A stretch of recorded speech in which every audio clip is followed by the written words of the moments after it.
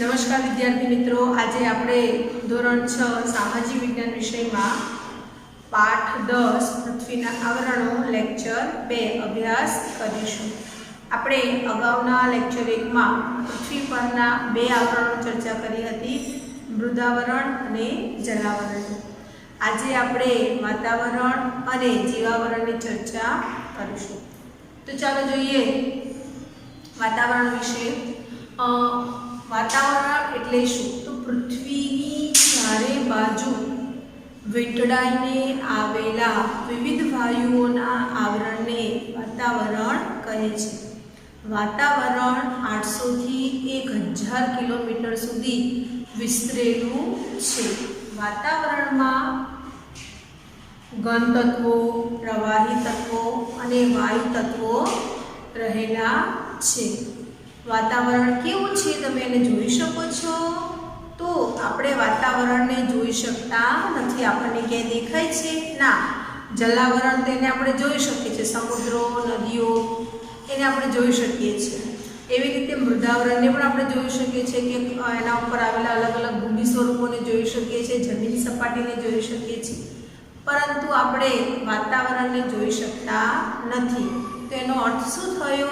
तो वातावरण ए पारदर्शक छे। पारदर्शक एटले जेनी आरपार जोई शकाय तेने पारदर्शक कहेवाय। तो वातावरण पारदर्शक छे एटले आपणे एनी आरपार जोई शकीए छीए। वातावरण पारदर्शकनी साथे वासरहित छे, एनी आपणने कोईपण प्रकारनी वास आवती नथी एटले शुं कहेवाय? वासरहित छे। गंध रहित छे, स्वाद रहित छे, एनो कोईपण जातनो स्वाद एटले के टेस्ट होतो नथी। तमे चाखो तो खबर पड़े कि वातावरण केवुं छे, परंतु एनो कोई स्वाद छे नहीं। तो वातावरण पारदर्शक, स्वाद रहित, गंध रहित, वास रहित छे। एटले वातावरण आपणे देखातुं नथी, ना आपणे एनो स्वाद लई शकीए छीए कि आपने खबर पड़े, परंतु वातावरण में अलग अलग वायुओ आवेला छे। कया कया वायु आवेला छे? तो वातावरण में nitrogen, oxygen, carbon dioxide, ozone, helium, hydrogen जेवा मुख्य वायुओ आवेला छे। वातावरण में वायुओ उपरांत धूळना रजकणों, उल्का कणों, क्षार कणों अने सूक्ष्म जीव जंतुओ पण आवेला छे, जे आपणे नरी आंखे जोई शकता नथी। पृथ्वीनी सपाटीनी नजीकनुं वातावरण केवुं छे? एकदम घट एटले के जाडुं छे, परंतु पृथ्वीनी सपाटीथी जेम जेम आपणे ऊंचाई पर जईए तेम तेम वातावरण केवुं थाय छे? पातळुं थाय छे। एटले ऊंचाई पर हवा ठंडी आवे छे। तमे पण विद्यार्थी मित्रों क्यारेक फरवा जता हशो। आपणे उनाळामां मोटा भागे हिल स्टेशन पसंद करीए छीए। हिल एटले ऊंचाई, ऊंचाईवाळा स्थळो फरवा माटे पसंद करीए छीए। तो ऊंचाईवाळा स्थळो वातावरण त्यां ठंडू होय छे, हवा केवी होय छे? ठंडी होय छे। तो केम ऊंचाईवाळा स्थळ पर हवा ठंडी होय छे अने आपणी आसपास हवा गरम होय छे? तो ऊंचाईवाळा स्थळो पर हवा पातળી होय छे। पातળી होय एटले तो एमां કેટલાક વાયુઓનું પ્રમાણ ઓછું હોય છે। હવામાં કાર્બન ડાયોક્સાઇડ વાયુ એ નીચલા સ્તરમાં, નીચલી સપાટીમાં જોવા મળે છે। ऊंचाई पर एनु प्रमाण घटतुं जाय छे, एटले कार्बन डाइऑक्साइड वायु ए गरम वायु छे, एटले एनी हाजरी आपणने जणाती नथी। एटले ऊंचाईवाळा स्थळ पर आपणने एनो कार्बन डाइऑक्साइडनुं प्रमाण घटी जाय छे, एटले हवा केवी लागे छे? पातળી लागे छे। अने हवा केवी लागे? ठंडी। एटले जेम जेम ऊंचाई पर जईए तेम तेम तापमान केवुं थाय छे? ठंडू। हवा केवी थाय? पातળી थाय छे। तमे पर्वतारोहकोने जोया हशे। पर्वतारोहको एटले पर्वत चढ़नारा लोको। એ પર્વત ઉપર ચડતા હોય છે. પર્વતની ઊંચાઈ ખૂબ વધારે હોય છે. તો પર્વત ઉપર ચડનારા લોકો પોતાની પાસે ઓક્સિજનની બોટલો રાખે છે. ઓક્સિજન માસ્ક પહેરે છે અને પાછળ ઓક્સિજન બોટલ હોય છે. તો એ બોટલો શા માટે રાખે છે? તો ઊંચાઈ ઉપર જતાં હવા પાતળી થઈ જાય એટલે એમને ઓક્સિજનની અછત વર્તાય છે. ઓક્સિજન પૂરતા પ્રમાણમાં મળી રહે એટલા માટે તેઓ પોતાની જોડે ઓક્સિજનની બોટલો રાખે છે. એટલે ચોક્કસ વિદ્યાર્થી મિત્રો આપણે કહી શકીએ કે જેમ જેમ આપણે ઊંચાઈ ઉપર જઈએ તેમ તેમ વાતાવરણમાં રહેલી અમુક વાયુઓનું પ્રમાણ ઘટતું જાય છે, જેથી હવા પાતળી બને છે. જુઓ આકૃતિ, એમાં આપણે જોઈ શકીએ છીએ. એમાં આપણને સ્પષ્ટ રૂપે દેખાય છે કે કયા વાયુઓ કેટલા કિલોમીટરની ઊંચાઈ સુધી જોવા મળે છે. જુઓ, કાર્બન ડાયોક્સાઇડ વાયુ એ ભારે છે એટલે એ નીચલા સ્તરમાં, પૃથ્વીના નીચલા સ્તરમાં આપણને જોવા મળે છે. તો તે 20 કિલોમીટર સુધી જોવા મળે છે. પછી તેની હાજરી ઓછી જણાય છે. પછી આવે ઓક્સિજન વાયુ, તે 110 કિલોમીટર સુધીની ઊંચાઈ સુધી આપણને જોવા મળે છે. પછી તેની હાજરી ઓછી જણાય છે. તેવી રીતે નાઇટ્રોજન વાયુ 130 કિમી સુધી જોવા મળે છે. પછી તેની હાજરી આપણને ઓછી જણાય છે. આવી જ રીતે ખૂબ ઊંચાઈ ઉપર જઈએ ત્યાં માત્ર હાઇડ્રોજન અને હિલિયમ જેવા વાયુઓ જોવા મળે છે. ખ્યાલ આવ્યો વિદ્યાર્થી મિત્રો? તો આવી રીતે અમુક વાયુઓનું પ્રમાણ હવાના અમુક સ્તર સુધી જ હોય છે.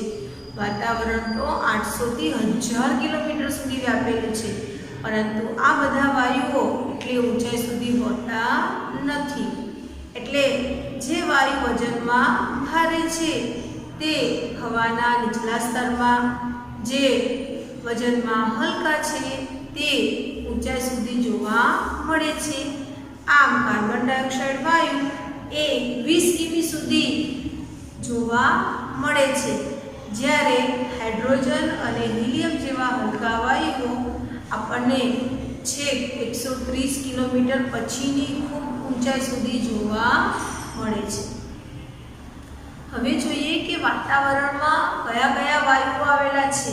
તો આપણે જોયું કે નાઇટ્રોજન, કાર્બન ડાયોક્સાઇડ વાયુ, ઓક્સિજન, ઓઝોન, હાઇડ્રોજન, હિલિયમ, આ બધા વાયુઓ એ વાતાવરણમાં આવેલા છે. તો ચાલો જોઈએ કોનું પ્રમાણ કેટલું છે. આપણે જોયું કે કયો વાયુ કેટલી ઊંચાઈ સુધી છે. હવે આપણે જોઈશું કે વાતાવરણમાં કયા વાયુનું કેટલું પ્રમાણ છે. તો ચાલો આપણે આકૃતિ દ્વારા સમજીએ. જો વિદ્યાર્થી મિત્રો, તમને આકૃતિ દેખાય છે, એમાં તમે જોઈ શકો છો કે જે સૌથી વધારે રંગ છે તે નાઇટ્રોજન વાયુ છે. એટલે એનો અર્થ એ છે કે વાતાવરણમાં નાઇટ્રોજન વાયુનું પ્રમાણ વધારે છે. કેટલું વધારે છે? તો નાઇટ્રોજન વાયુ 78.03% જેટલો છે. પછી આપણે જોઈ શકીએ છીએ બીજો વાયુ, જેમ નાઇટ્રોજન કરતાં ઘણું ઓછું પ્રમાણ છે પરંતુ અન્ય વાયુઓ કરતાં વધારે છે. એટલે બીજો રંગ આપણે જોઈ શકીએ છીએ જે બતાવે છે ઓક્સિજન. તો ઓક્સિજનનું પ્રમાણ 20.99% છે. પછી આપણને આપેલો છે ઓર્ગોન વાયુ, જેનું પ્રમાણ 0.94% છે. પછી આપણને આપેલો છે કાર્બન ડાયોક્સાઇડ વાયુ, જેનું પ્રમાણ 0.03% છે. અને અન્ય વાયુઓ એટલે કે હાઇડ્રોજન, હિલિયમ જેવા અન્ય વાયુઓ, ઓઝોન વગેરે, જેનું પ્રમાણ 0.01% જેટલું છે. એટલે વાતાવરણમાં કયો વાયુ સૌથી વધારે છે? તો જવાબ આવશે કાર્બન ડાયોક્સાઇડ વાયુ. અને ભારે વાયુ તો કાર્બન ડાયોક્સાઇડ. ઊંચાઈ સુધી જોવા મળતો વાયુ તો નાઇટ્રોજન, હલકા વાયુ તો હાઇડ્રોજન અને હિલિયમ. ઓક્સિજનનું પ્રમાણ 20.99%. તો આવી રીતે આપણને વાયુઓનું પ્રમાણ અને એ કેટલા કેમી સુધી હોય છે તેના વિશે જાણવા મળ્યું. હવે જોઈએ આપણે આ વાતાવરણ આપણને કેટલું ઉપયોગી છે, વાતાવરણથી આપણને શું લાભ થાય. સૌથી પહેલાં તો તમે શ્વાસમાં જે લો છો વાયુ ઓક્સિજન એ આપણને વાતાવરણમાંથી મળે છે. તો ચાલો જોઈએ વાતાવરણનું મહત્વ અથવા તો એની ઉપયોગિતા. વાયુ, વાતાવરણમાં રહેલો ઓઝોન વાયુ એ સૂર્યના જલદ પારજાંબલી કિરણોથી અથવા તો પૃથ્વીને સૂર્યની પ્રચંડ ગરમીથી બચાવે છે. તમે અલ્ટ્રાવાયોલેટ કિરણો નામ સાંભળ્યું હશે, એ છે પારજાંબલી કિરણો. સૂર્ય એ સખત ગરમી આપે છે. તમે સૌ જાણો છો, આપણે જ્યારે ઉનાળામાં બહાર નીકળીએ છીએ ત્યારે મોઢા અને હાથ પગને ઢાંકીએ છીએ. કેવી રીતે ઢાંકો છો? તો માથે ટોપી પહેરો છો, હાથે મોજા પહેરો છો, મોઢે રૂમાલ બાંધો છો, સ્ત્રીઓ દુપટ્ટા બાંધે. તો આવી રીતે આપણે સૂર્યના તાપથી બચવા માટે આપણા શરીરને ઢાંકીએ છીએ. તો આ તો બળાઈને આવેલો સૂર્યતાપ છે કે પૃથ્વીના ઉપર ઓઝોનનું એક આખું પડ છે, લેયર છે. જો આ લેયર ન હોય તો સૂર્યની પ્રચંડ ગરમી એ સીધી પૃથ્વી ઉપર પડે. પરંતુ ઓઝોન વાયુના કારણે પૃથ્વી પર આ સૂર્યની પ્રચંડ ગરમી પડતી નથી. એના લેયરના કારણે આપણને સૂર્યની ઓછી ગરમી સહન કરવી પડે છે. તો ઓઝોન વાયુ એ આપણને સૂર્યની પ્રચંડ ગરમીથી, એના પારજાંબલી કિરણોથી આપણી સુરક્ષા કરે છે. ઓઝોન વાયુ એ ખૂબ જ સ્ફૂર્તિદાયક વાયુ છે. ઓઝોન વાયુ જો તમારે લેવો હોય તો વહેલી સવારે સમુદ્ર કિનારે કે ખુલ્લા મેદાનોમાં તે આપણને વધુ પ્રમાણમાં મળે છે. વાતાવરણમાં રહેલા રજકણો એ સૂર્યપ્રકાશને ફેલાવવામાં મદદ કરે છે.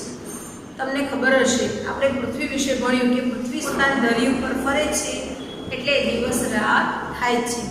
તો પૃથ્વી પોતાની ધરી ઉપર સતત ફરતી રહે છે, છતાં પણ આપણને એક સાથે અજવાળું અને એક સાથે અંધારું જોવા મળતું નથી. તો એવું કેમ જોવા મળતું નથી? એકદમ અંધારામાંથી અજવાળું, અજવાળામાંથી એકદમ અંધારું થતું નથી. તો વાતાવરણમાં રહેલા રજકણો એ સૂર્યપ્રકાશને ચોતરફ એટલે કે ચારે બાજુ ફેલાવે છે. એટલે ધીમે ધીમે સવાર, બપોર, સાંજ અને રાત્રિ જોવા મળે છે. એટલે સૂર્યાસ્ત અને સૂર્યોદય એ રજકણોને કારણે થાય છે. સૂર્યોદય થતાં એકાએક અજવાળું કે સૂર્યાસ્ત થતાં એકાએક અંધારું જોવા મળતું નથી. રજકણો એ પ્રકાશના કિરણોનું પરાવર્તન કરે છે, જેથી આપણને સૂર્યપ્રકાશ મળે છે. રજકણો એ વાદળા બનાવવામાં પણ મદદરૂપ થાય છે.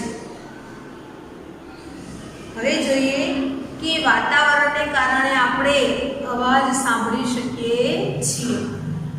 તમે કંઈ પણ બોલો છો, જો એ વાતાવરણ ન હોય તો આપણે સાંભળી શકીએ નહીં.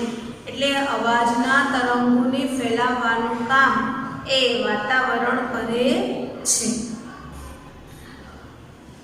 અવાજ અને પ્રકાશ માટેના વિદ્યુત ચુંબકીય મોજાનું વાતાવરણમાં પરાવર્તન થતું હોવાથી રેડિયો અને ટેલિવિઝનના પ્રસારણ શક્ય બન્યા છે.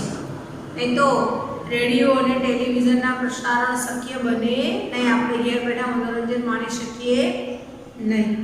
વાતાવરણ સાથેના ઘર્ષણથી ઉલ્કા જેવા પદાર્થો સળગી ઉઠે છે. જો ન સળગે અને આ ઉલ્કા પદાર્થો પૃથ્વી ઉપર પડે તો મોટા મોટા ખાડા પડી જાય અને આપણને ઘણું બધું નુકસાન થાય. આપણે અગાઉ પણ ચર્ચા કરી હતી કે છઠ્ઠા ધોરણમાં અગાઉ આપણે ચર્ચા કરી હતી કે મહારાષ્ટ્રનું કોઈના સરોવર એ ઉલ્કા પડવાથી રચાયું છે. તો જો આવી ઉલ્કાઓ પૃથ્વી ઉપર પડ્યા જ કરે તો શું થાય? તો આપણને બહુ મોટું નુકસાન થાય. એટલે વાતાવરણ એ કુદરતી ઢાલનું કામ કરે છે, આપણી સુરક્ષા કરે છે, અને આવી ઉલ્કાઓ વાતાવરણમાં પ્રવેશતાની સાથે જ સળગી ઉઠે છે અને આપણને એ સુરક્ષા આપે છે, આપણને બચાવે છે. તો આવી રીતે વાતાવરણ આપણને અનેક રીતે ઉપયોગી છે. ચાલો હવે જોઈએ જીવાવરણ. જીવાવરણ એટલે મૃદાવરણ, વાતાવરણ અને જલાવરણના જે ભાગમાં જીવસૃષ્ટિ વિકાસ પામી છે તેને જીવાવરણ કહેવામાં આવે છે. જીવાવરણમાં વિવિધ પ્રકારની જીવસૃષ્ટિનો સમાવેશ થાય છે. આ જીવસૃષ્ટિમાં માનવ, વનસ્પતિ અને વિવિધ પ્રાણીઓનો સમાવેશ થાય છે. પૃથ્વી પરના સજીવો એ ખોરાક જીવાવરણમાંથી મેળવે છે. જીવાવરણ માનવ જીવનના વૈવિધ્યપૂર્ણ ખોરાક અને કાચો માલ પૂરો પાડે છે. આ માનવ જીવનના અસ્તિત્વનો અને જીવન નિર્વાહનો આધાર એ જીવાવરણ છે. જીવાવરણ વગર સજીવ સૃષ્ટિ ટકી શકે નહીં. જીવાવરણ માટે મોટે ભાગે સંતુલિત સ્થિતિમાં છે, પરંતુ માનવીય વિક્ષેપોને કારણે કે કુદરતની બનાવેલી આ સૃષ્ટિમાં માનવી પોતાના લાભ માટે, પોતાના સ્વાર્થ માટે કેટલાક પરિવર્તનો કરે છે અને એને કારણે આ જીવસૃષ્ટિને નુકસાન પણ થાય છે. એના જે તંત્ર છે એને ખલેલ એટલે કે નુકસાન પહોંચે છે અને ઘણી બધી મુશ્કેલીઓ ઊભી થાય છે. પર્યાવરણનું શોષણ કરતા વિકાસને પરિણામે કુદરતની પોષણ કડી જોખમાય છે અને આવી સ્થિતિ માનવ માટે હાનિકારક છે. અને માનવી પર્યાવરણને નુકસાન કરે છે. પર્યાવરણ આપણને કેટલું બધું આપે છે. આપણે જોયું કે મૃદાવરણ, વાતાવરણ, જલાવરણ એના વગર સજીવ સૃષ્ટિ વિકાસ પામી શકે નહીં. બધું જ કુદરત દ્વારા આપેલું છે અને આપણને ખૂબ લાભદાયી છે. માનવી જાણે છે છતાં પણ તે એને જાણે અજાણે ઘણું બધું નુકસાન કરે છે. પર્યાવરણની જે સમતુલા છે એ સમતુલાને તોડે છે, જે આપણા માટે બહુ મોટું નુકસાન લાવે છે. વિદ્યાર્થી મિત્રો, યાદ રાખો કે પૃથ્વી સપાટી ઉપર રહેલું 0.5% પાણી અથવા તો 1% જેટલું પાણી એ માત્ર પીવાલાયક છે. એટલે જરૂરિયાત હોય ત્યારે જ એનો ઉપયોગ કરો. બિનજરૂરી પાણીને નહીં ઢોળો. વૃક્ષો વાવો જે વરસાદ લાવશે, અને વરસાદ આવશે તો જ આપણને પીવાલાયક મીઠું પાણી મળશે. તો જ માનવી ખેતી કરી શકશે અને તો જ આપણા ઉદ્યોગો ચાલશે. કારણ કે કાચો માલ એ પણ આપણને ખેતીમાંથી મળે છે. વાતાવરણમાં જો ઓક્સિજન વાયુનું પ્રમાણ ઘટે અને કાર્બન ડાયોક્સાઇડ જેવા વાયુનું પ્રમાણ વધે તો અનેક બીમારીઓ અને શ્વાસ લેવામાં આપણને તકલીફ પડે. તો આવી રીતે કુદરતની જે સમતુલા છે આપણે એને તોડવાની નથી, એને જાળવવાનો પ્રયત્ન કરવાનો છે. તો પર્યાવરણનું નુકસાન અટકાવીએ અને આ પૃથ્વીના એક જ ગ્રહ ઉપર સજીવ સૃષ્ટિ વિકાસ પામી છે અને સતત વિકસ્યા કરે એવા પ્રયત્નો કરીએ. તો અહીંયા આપણો પાઠ પૂર્ણ થયો. ચાલો આપણે સ્વાધ્યાય ઉપર નજર નાખીએ.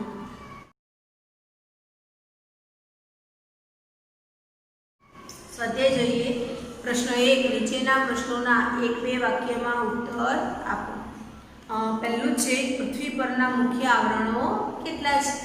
તો પૃથ્વી પર મુખ્ય 4 આવરણો છે. 1 મૃદાવરણ, 2 વાતાવરણ, 3 જલાવરણ અને 4 જીવાવરણ. પ્રશ્ન 2. મૃદાવરણ એટલે શું? મૃદ એટલે માટી ને આવરણ એટલે પડ. પૃથ્વી ઉપરનો પોપડો સામાન્ય રીતે માટી, ખડકો અને ઘન પદાર્થોનો બનેલો છે, જેને આપણે ખડકાવરણ કે ઘનાવરણ કહીએ છીએ. જલાવરણ શેનું બનેલું છે?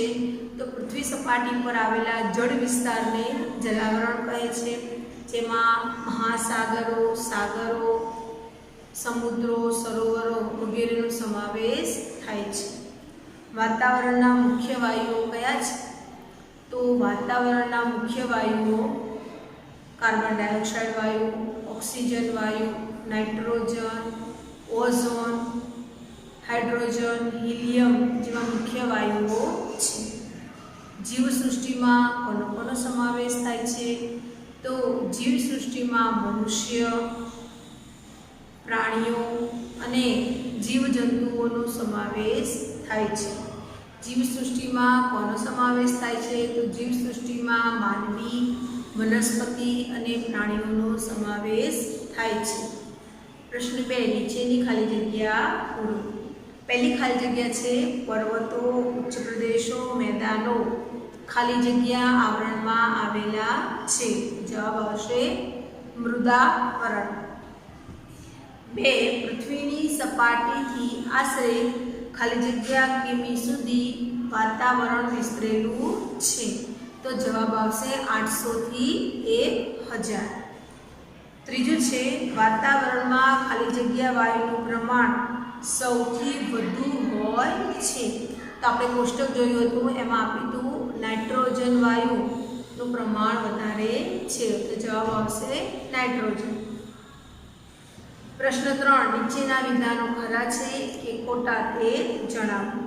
પહેલું છે વાતાવરણમાં ઓક્સિજન 150 કિમીની ઊંચાઈ સુધી હોય છે. તો આ વિધાન કેવું છે? ખોટું. બીજું, મહાસાગરો આપણા જળમાર્ગો બન્યા છે. તો આ વિધાન કેવું છે? સાચું, એટલે ખરું. 3, જીવાવરણમાં અનેક પ્રકારની જીવસૃષ્ટિનો સમાવેશ થાય છે. આ વિધાન કેવું છે? ખરું. 4, પૃથ્વીની સપાટી પર પાણી અને હવાને કારણે જીવસૃષ્ટિ વિકાસ પામી છે. તો આ વિધાન કેવું છે? ખરું.